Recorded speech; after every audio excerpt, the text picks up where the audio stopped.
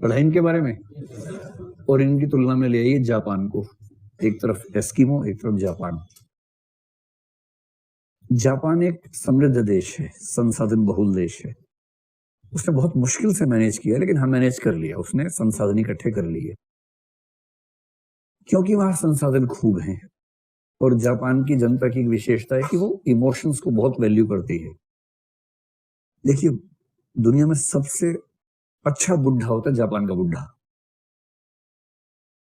जैसे अगर आपसे भगवान पूछे कि बेटा अगली बार क्या बनना चाहते हो, किस देश में पैदा होना चाहते हो, तो बोलना कि प्रभु गाय बनाओ तो भारत में भेजना, क्योंकि गाय बन के यूरोप चलेगा ना, काट के खा जाएंगे आप। गाय का जो स्टेटस भारत में है और एक स्विट्जरलैंड में, वैसा स्टेटस कहीं नहीं है। गाय के नाम पे इंसान मार देते हैं यहाँ पर, इतना स्टेटस है गाय का, बहुत बढ़िया है। तो अगले जन्म मोहे गैया ही कीजो और भारत में ही कीजो, है ना। अगर गैया करना हो, वो मनुष्य बनाना हो, उसने उम्र कितनी है ये बताओ। अगर भगवान का 105 साल बोला, जापान भेज दो, तब एस्किमो मत बन जाना। बड़ा खतरनाक ट्रीटमेंट है वहां एस्किमोस का। जापान में क्या होता है कि जापान के बुढ़े सबसे खुश हैं। उनके पास सोशल सिक्योरिटी इतनी ज्यादा है क्योंकि वहां का समाज उनको बहुत आदर करता है। उनकी जीवन विधि ऐसी है कि उम्र वहां पर ज्यादा होती है, सामान्यतः भी ज्यादा है, तो समृद्ध भी है इसलिए भी ज्यादा है। और पूरे बुढ़ापे में उनकी चिंता करने के लिए सामाजिक संस्थाएं, राज्य सब काम करते हैं, क्योंकि समृद्ध भी हैं, संसाधन खूब हैं और मूल्य वैसे धीरे धीरे बन गए हैं।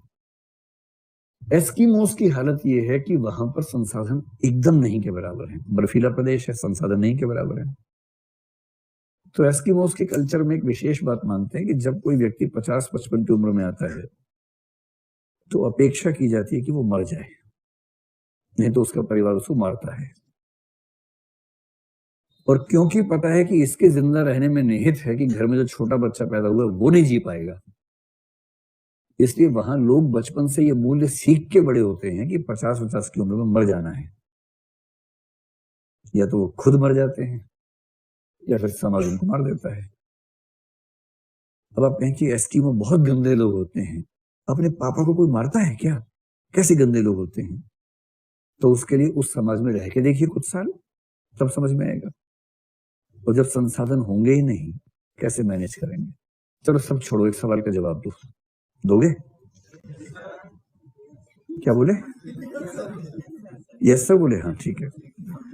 आप एक नाव में जा रहे हैं, बहुत गहरी नदी है, बांध है, बल्कि बांध 90 फीट गहरा है, ठीक। उस नाव में आप हैं, आपका पति या पत्नी जो है वो है, बधाई हो आपको, मान लीजिए, ठीक है। एक चिंटू पिंटू भी साथ में है, छोटा सा 1 साल का है। आपके पापा हैं, मम्मी हैं, दादाजी हैं, ठीक। सुन तो लो पहले। नाव बांध के बीचों बीच थी कि अचानक नाव ऐसे ऐसे होने लगी। एक व्यक्ति नाव चला रहा है और नाव चलानी केवल उसको आती है, और वो ना हो तो केवल आप थोड़ा बहुत मैनेज कर सकते हैं, पूरा तो नहीं लेकिन थोड़ा बहुत मैनेज कर सकते हैं। आप 2 के अलावा कोई मैनेज नहीं कर सकता, लेकिन आप भी कर पाएंगे नहीं, डाउट की बात है। उस व्यक्ति ने कहा देखिए खतरा है, 2 ही विकल्प हैं, या तो हम सारे डूब जाएं, उस केस में मैं तो बच ही जाऊंगा, मुझे तैरना आता है ठीक से, मैं अभ्यस्त हूं।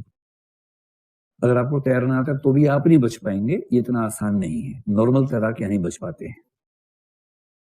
एक और विकल्प है कि एक अगर आप में से कूद जाए तो बाकी बच जाएंगे, ठीक है। तो अब आपको ये बताना है कि उस स्थिति में फैसला आपको करना है। सबने आपको कहा कि बेटा जो तुम कहोगे वो फाइनल है। अब आपको फैसला करना है। मैं 5-6 नाम बोलूंगा, आप बताएं किसको आप निवेदन करेंगे कूदने के लिए या धक्का देंगे, जो भी करेंगे। नंबर 1, छोटा बच्चा 1 साल वाला, जोर से बोलो हाँ या ना। नहीं, ठीक है। और आपका जो स्पाउस है, पति या पत्नी है, वो डिपेंड करेगा कंडीशंस पे। चलिए अभी मान लेते हैं कि नया नया प्रेम विवाह भी आपका हुआ है, सब ठीक चल रहा है अभी, ठीक है। आप खुद तो नहीं कूदेंगे, सीधी सी बात है, क्योंकि आप बचा सकते हैं सबको। आपके पापा हैं, मम्मी हैं और दादा हैं। कौन कौन जाएगा बताइए? दादाजी से कितनी खुश होकर बोल रही है, दादाजी को फेंक दूंगी। नफरत है क्या दादाजी से आपको? चले गए, अच्छा। फिर इससे दबाव है नहीं कि पहले जा चुके हैं, तो डर किस बात का है? आप में से कितने लोग ऐसी स्थिति में दादाजी को ही निवेदन करेंगे, करेंगे? हाथ खड़ा कर लें, हाथ खड़ा करो, शर्माओ। करीब 10 से 12 लोग हैं। कितने लोग दादाजी के अलावा किसी और को फेंकेंगे? हाथ खड़ा करें। इसमें करीब 10 लोग हैं। किसको फेंकोगे भाई? टी शर्ट वाले बच्चा बताए। हाँ, जोर से बोलो। पत्नी को फेंकोगे? और कौन से 7-8 लोग? हाँ, किसको? बच्चे को। बच्चा फिर हो जाएगा तो दादाजी भी फिर हो जाएंगे, क्या दिक्कत है? आत्मा कहाँ मरती है? आत्मा कहाँ मरती है? हाँ, विवाह भी फिर से हो जाएगा, सही बात है। लेकिन पापा की शादी भी फिर से हो सकती है। हाँ, कोशिश कर सकते हैं। ये ट्राई करोगे? ये नहीं करोगे? अच्छा अच्छा, चलिए। लेकिन 10 ने कहा दादा को फेंकेंगे, 10 ने कहा किसी और को फेंकेंगे, बाकी लोग चुप रहे हैं। तो ये मानते हुए मैं सिर्फ ये समझाना चाह रहा हूं कि मौका पड़ेगा सब एस्किमो बन जाएंगे। एस्किमो बुरे नहीं होते हैं, स्थिति आएगी सब एस्किमो ही हो जाएंगे। स्थितियों का खेल है कुल मिला के। तो ईमानदारी से बताइए, आप में से कितने लोग दादा को फेंकेंगे? हाथ खड़ा कर ले। अगर एक को फेंकना जरूरी है तो हाथ खड़ा कर ले। तो ये संख्या अब ठीक ठाक हो गई है। अभी भी कई लोग की आत्मा गवाही नहीं दे रही कि कैसे किसी को मार दूं मैं। यही तो इथिक्स के सवाल होते हैं, क्या करें? तो संकट आने पे हम सबके अंदर का एस्किमो जाग जाएगा, है ना? फिर वो कल्चर का हिस्सा हो जाता है। जी।